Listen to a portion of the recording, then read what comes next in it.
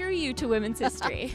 So when I got a seminary degree in the modern sense of seminary. So I got a seminary degree theological until before I got my PhD in history.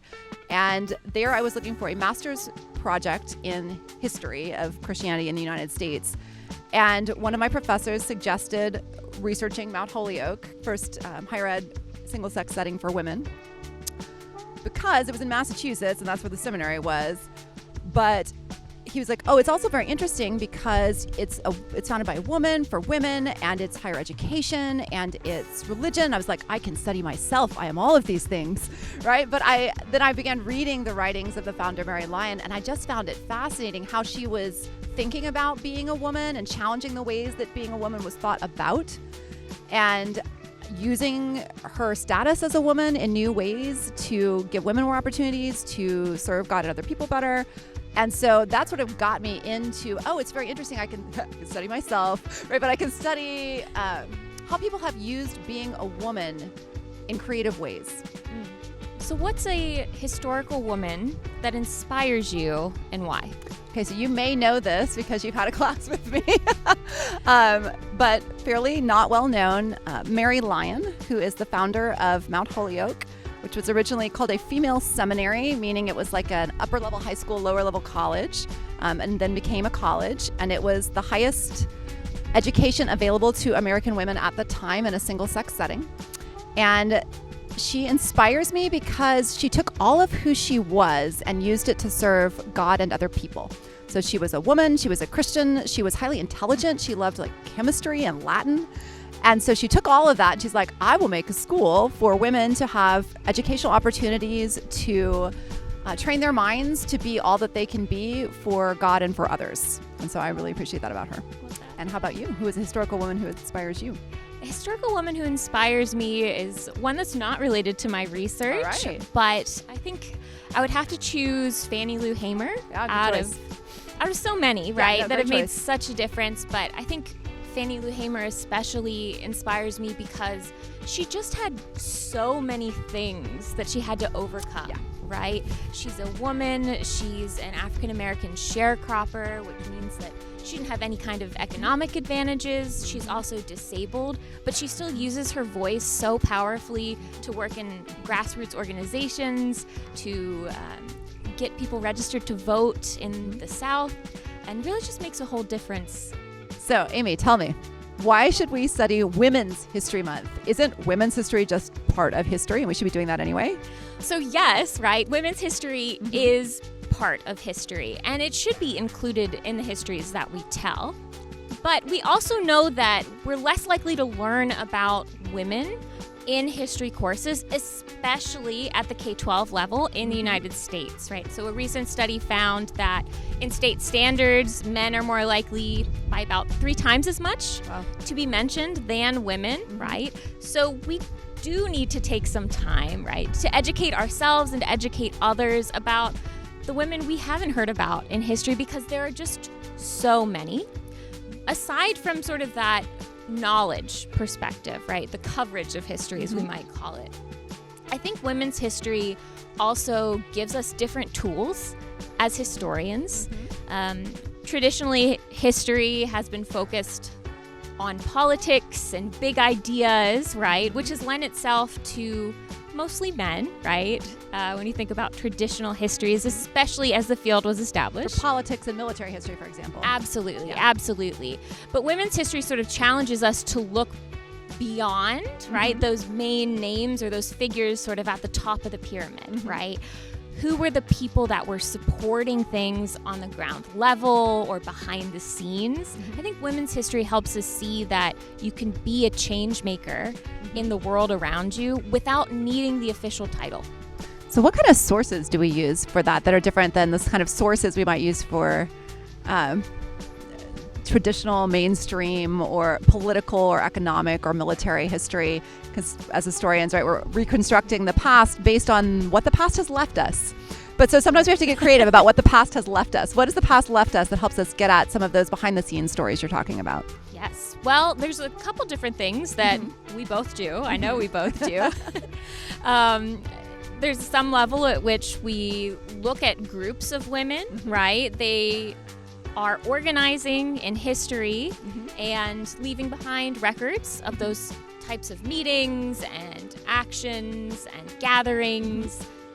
But also, right, we can get a little bit more creative. We can do reading against the grain, right? Where you look at documents that might talk about women or mention women and see what sort of you can conclude, right? Even if it isn't in a woman's voice.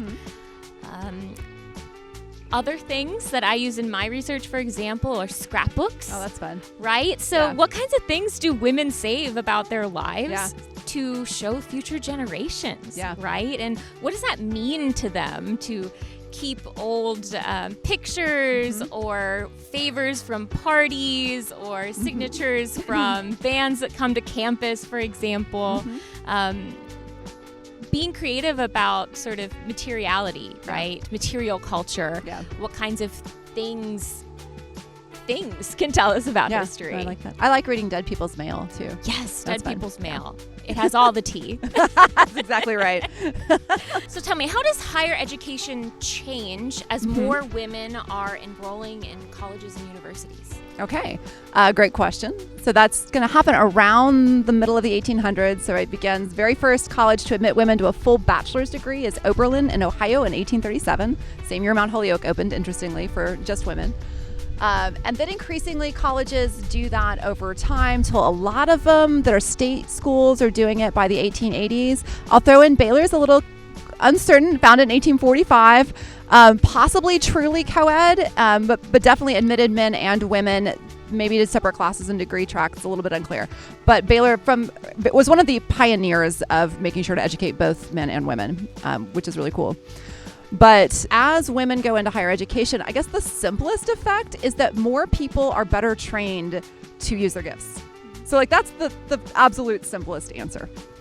A more complicated answer would be that you would think then that as more people go into higher ed, you just have more men and women partnering in all fields of work in the world. That's not exactly how it happened, in part because institutions, they needed to keep a sense of continuity with who they were before. And if they'd been a men's college and they decide not to admit women, they sort of really lean into that. And if they're a women's college, they've got to make a big deal about being a women's college and why that's good for women to go to them, because state schools are opening and becoming co-ed, and women and men can go to the same school if they want.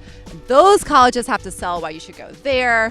And in the end, most institutions, not all of them, emphasize that they are training men or training women or training them together, but for different things.